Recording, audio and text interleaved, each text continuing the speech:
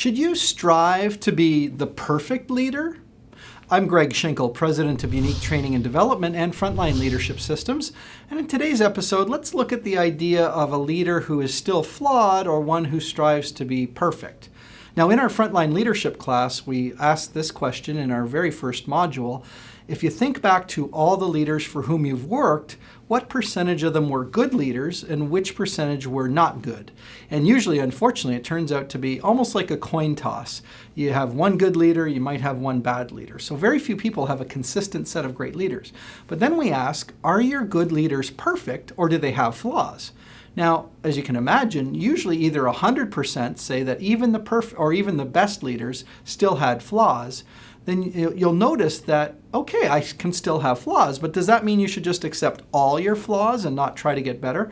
Well, I don't think so, but let's think about another scenario. For those of you who are parents, when you think about especially when your kids were little, and maybe, if there's anybody who's a perfect parent, please send me an email, but I'm guessing none of you are perfect parents. I know I'm not. So let's say there's a situation where you yelled or you screamed or you did something, and then you're tucking your kids in at night and you go, sorry, daddy's, sorry that he, raised his voice or whatever it is.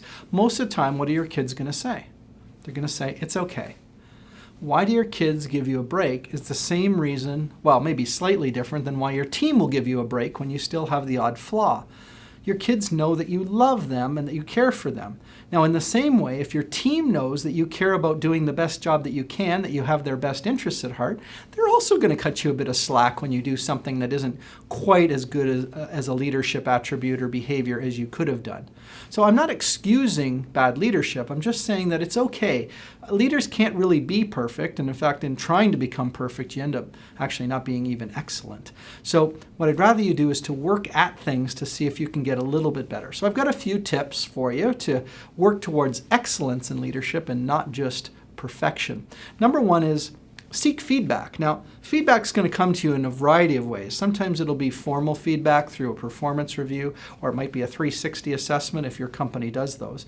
But if you pay attention, you're getting feedback on a fairly continuous basis in the reactions that your team is giving you, or that your peers are giving you, or other departments, or even your manager. So if you're more in tune with things, you can process that feedback, which is just information. It doesn't make it the truth. It just is a data point for you to reflect on. Tip number 2 is to self-reflect. So you get all these data points, including when people do what you want and when they don't do what you want, and when people are helpful and when they're not.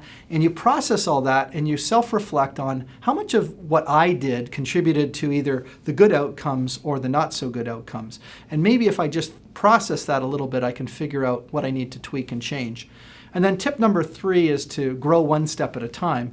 And that means as a leader, it's not so much again about saying, I am not worthy, I'm not worthy. It's about saying, hey, I have some room to grow, and how could I get a little bit better in my leadership role? How could I handle a situation similar to that a little bit differently and better in the future?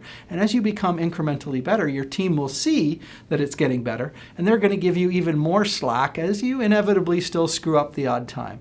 So as you work towards being a leader of excellence and not necessarily a leader of perfection, just know that you still have to be open to feedback and process that and reflect on it and then make changes to grow over time.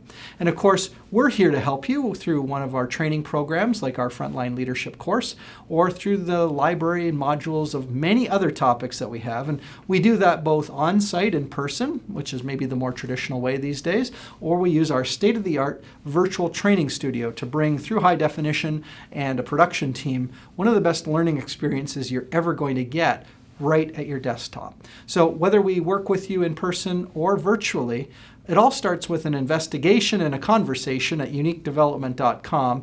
And I also ask you to join us on our social media platforms, especially LinkedIn. Why not connect with me on LinkedIn? I'd love to see that. And we publish a lot of white papers and special reports that you might be finding helpful in your leadership role, and to build an organization that really attracts and retains the best talent you can, both now, today, and in the long run for your success.